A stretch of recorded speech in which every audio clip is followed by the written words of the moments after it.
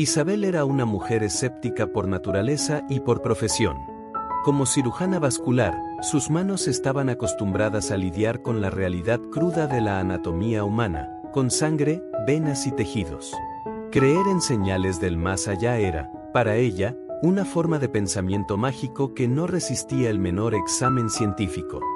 Esta postura fue su ancla después de la muerte de su hermana gemela, Laura, en un accidente automovilístico hacía 5 años. Mientras el resto de la familia encontraba consuelo al sentir la presencia de Laura en el vuelo de los colibríes o en el susurro del viento, Isabel se enterró más profundamente en su trabajo, negándose a buscar consuelo en lo invisible. La conexión entre las hermanas, sin embargo, había sido algo casi palpable. Nacidas con unos minutos de diferencia, compartían no solo los mismos ojos verdes y cabello color ébano, sino también un lenguaje secreto, sueños entrelazados y la capacidad de sentir el dolor o la alegría de la otra, incluso a kilómetros de distancia. Laura era el lado intuitivo, la artista, la que creía que el universo estaba tejido con más misterios que respuestas. Su partida dejó en Isabel no solo un dolor profundo, sino una desconexión, como si la mitad de su propio ser hubiera sido arrancada.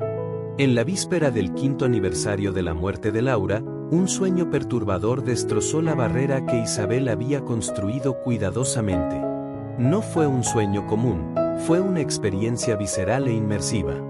Vio a Laura, no como un fantasma etéreo, sino sólida y real, en una carretera sinuosa y mojada por la lluvia, de noche.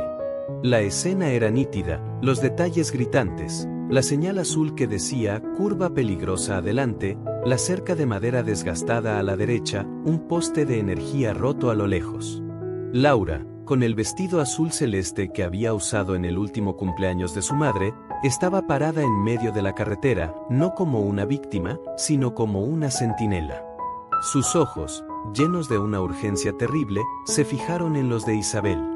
No dijo una palabra, pero el mensaje resonó en la mente de su hermana como un grito silencioso: no vengas por esta carretera.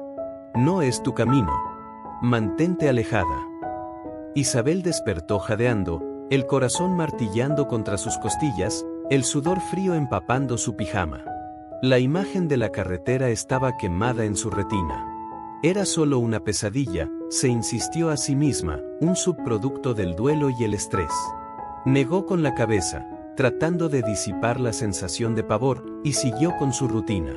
Más tarde ese día, su prometido, Ricardo, un arquitecto pragmático como ella, propuso una cena romántica en un nuevo restaurante en la sierra. «Será genial, Isa. Una escapada. Escuché que la comida es maravillosa y la vista es impresionante. Pasaré a buscarte a las 7, ¿de acuerdo?» Isabel asintió, distraída, aún atormentada por el sueño. Cuando Ricardo envió la ubicación del restaurante a través de la aplicación de mensajes, un frío recorrió su espina dorsal. La ruta sugerida por el GPS era a través de la carretera de la sierra. El nombre sonó como una campana siniestra en su memoria. Horas después, camino a su apartamento, el coche de Isabel se averió. Un problema eléctrico, inexplicable. El mecánico, tras una rápida inspección, negó con la cabeza. «Tendré que remolcarlo, señora. No saldrá de aquí hoy». La avería la obligó a tomar un taxi, y el retraso hizo que Ricardo, impaciente, decidiera recogerla personalmente para ir juntos. Mientras esperaba en la acera, una inquietud creciente se apoderó de Isabel. El sueño, el coche averiándose, la carretera con ese nombre. Era una coincidencia, tenía que serlo. Pero entonces, un recuerdo específico del sueño volvió a ella, la señal. Curva peligrosa adelante. Tomó su teléfono, con dedos temblorosos, tecleó el nombre de la carretera y la descripción de la señal. Los resultados de la búsqueda la hicieron helar.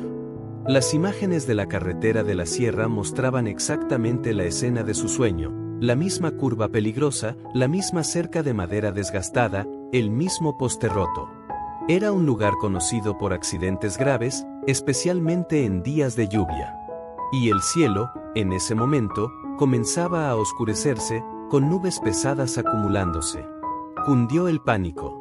Intentó llamar a Ricardo, pero su teléfono estaba fuera de cobertura. Él ya debía estar en la carretera. Cada segundo que pasaba era una agonía. Envió mensajes desesperados, intentó rastrear su celular, todo en vano. La sensación de impotencia era sofocante. Fue entonces cuando recordó algo que había ignorado. En el sueño, Laura no estaba sola en la carretera. Había un detalle minúsculo, casi imperceptible, un pequeño crucifijo de plata caído en el borde del asfalto, cerca de la cerca. Era idéntico al que su abuela les había dado a ambas hermanas. El de Isabel todavía estaba con ella, guardado en una caja de joyas. El de Laura había sido enterrado con ella. Sin pensarlo dos veces, Isabel corrió hacia dentro de la casa, directo a la antigua habitación que había sido de Laura, convertida ahora en una oficina, pero donde todavía guardaba algunas cajas de pertenencias de su hermana. Revolvió una caja marcada como joyas y allí, en el fondo, envuelto en un trozo de terciopelo, estaba el crucifijo de Laura. No estaba en el ataúd. Estaba aquí, en sus manos. Sosteniendo el crucifijo helado, una ola de claridad la golpeó. Su mente científica, entrenada para descartar lo inexplicable, se enfrentaba ahora a una evidencia imposible de negar. El objeto en sus manos era la prueba material de que el sueño había trascendido el reino subjetivo, era un portal que se abría entre dos mundos, y Laura estaba al otro lado, intentando alcanzarla. El aire en la habitación pareció volverse más pesado, cargado con una energía antigua que su lógica nunca había podido descifrar. Cada detalle de la pesadilla, la textura de la cerca de madera, el brillo húmedo del asfalto bajo la lluvia, la expresión desesperada de Laura, resurgió en su memoria con una intensidad abrumadora, no como fragmentos de un sueño, sino como piezas de un rompecabezas profético. No era solo un sueño. Era una advertencia real y urgente.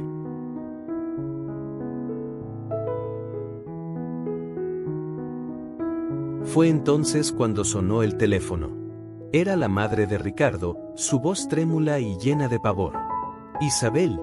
Ricardo tuvo un accidente. En la carretera de la sierra. Dijeron que es grave. Lo llevan en ambulancia al hospital São Lucas. El mundo de Isabel se derrumbó, pero al mismo tiempo, una determinación feroz se apoderó de ella. La noticia, en lugar de paralizarla por completo, fue el empujón final que necesitaba para abandonar completamente su racionalidad y entregarse a ese hilo de intuición que ahora la guiaba. No tenía coche, los taxis estaban tardando demasiado. Desesperada, corrió a la calle, sin saber a dónde ir, su cuerpo temblando ya no de miedo, sino de una certeza primordial. Fue entonces cuando vio el autobús. La letrera digital en el frente decía, São Lucas. Era una línea que pasaba cerca del hospital. No pensó, siguió un impulso, una fuerza mayor que la guiaba, como si fuera una marioneta cuyas cuerdas eran tiradas por manos invisibles. Subió al autobús casi en estado de shock. Se sentó cerca de la ventana, el crucifijo de Laura apretado en su mano con tanta fuerza que la marca de la cruz quedó grabada en su palma, sus lágrimas silenciosas recorriendo su rostro y mojando el regazo de sus jeans. Susurró, bajito, a la nada y a todo, su voz un hilo de sonido perdido en el ruido del motor. Laura, por favor. Si puedes oírme, si realmente me estás enviando una señal, por favor, protégelo. Te lo ruego. Llévame hasta él. Era una plegaria, una súplica dirigida al vacío que ahora sabía que no estaba vacío. El autobús siguió su camino, pero en un punto determinado, se desvió de la ruta habitual. Había un desvío por obras. El conductor, un hombre de mediana edad con un aire calmado, anunció que tomaría un camino alternativo. Este camino, increíblemente, pasaba por una calle paralela a la escena del accidente. El corazón de Isabel se aceleró. La coincidencia era demasiado grande, demasiado perfecta.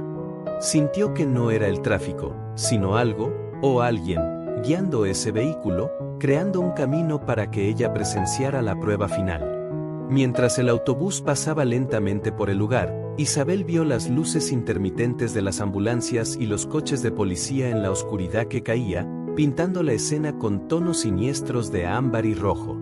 Y entonces, lo vio. Allí estaba. La cerca de madera desgastada. El poste roto.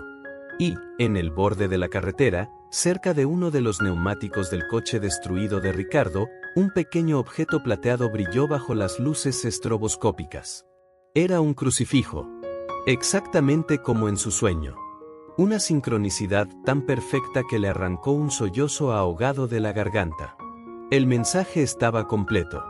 La advertencia, la confirmación y ahora, la prueba física. El velo entre los mundos nunca le había parecido tan fino. Ricardo sobrevivió. Los médicos dijeron que fue un milagro. El coche estaba totalmente destruido, pero escapó con heridas graves, aunque no fatales. La curva era de hecho un punto ciego notorio, y ese día, un camión había derramado aceite en el carril, convirtiéndolo en una trampa mortal. Perdió el control exactamente en el lugar que Laura le había mostrado. Cuando Isabel pudo verlo en la UCI, estaba sedado pero estable. Su rostro, marcado por cortes y hematomas, era la imagen más hermosa que había visto. Sosteniendo su mano, le contó todo a su madre, quien la miró con una mezcla de incredulidad y temor. Recibí una advertencia, doña Clara. De mi hermana. Ella intentó impedir que yo fuera, y cuando no pude detenerlo a él, ella me guió hasta él. En los días siguientes, la historia se extendió entre la familia y los amigos más cercanos. El escepticismo de Isabel se había derrumbado, no reemplazado por una fe ciega, sino por una humilde aceptación de que el universo era infinitamente más complejo de lo que sus libros de medicina podían explicar. Entendió que la conexión que tenía con Laura, aquella que creía había sido cortada por la muerte, era en realidad una fuerza que trascendía la materia, un hilo de plata que conectaba sus almas más allá del velo de lo que podemos comprender. ¿El crucifijo encontrado en el lugar del accidente? Nunca fue identificado. No pertenecía a Ricardo ni a ninguno de los paramédicos. Era un objeto que simplemente apareció, un eco físico de la advertencia etérea. Isabel comenzó a visitar la tumba de Laura ya no con un corazón cerrado por el dolor, sino con un sentimiento de gratitud y una reconectada sensación de cercanía. Llevaba flores azules, el color del vestido de Laura en el sueño, y a veces, sentía un calor inexplicable, una paz que la envolvía, como un abrazo de hermana. El milagro no fue solo que Ricardo sobreviviera. El verdadero milagro fue la curación de una alma escéptica, la prueba de que el amor es una energía que no se disipa con la muerte, y que a veces, en los momentos más oscuros y desesperadores, una advertencia puede venir del más allá, no como un fantasma aterrador, sino como una última canción de amor, un faro de una hermana que, desde el otro lado, todavía se importaba lo suficiente como para susurrar, mantente alejada. Todavía no es tu hora. E Isabel finalmente aprendió a escuchar.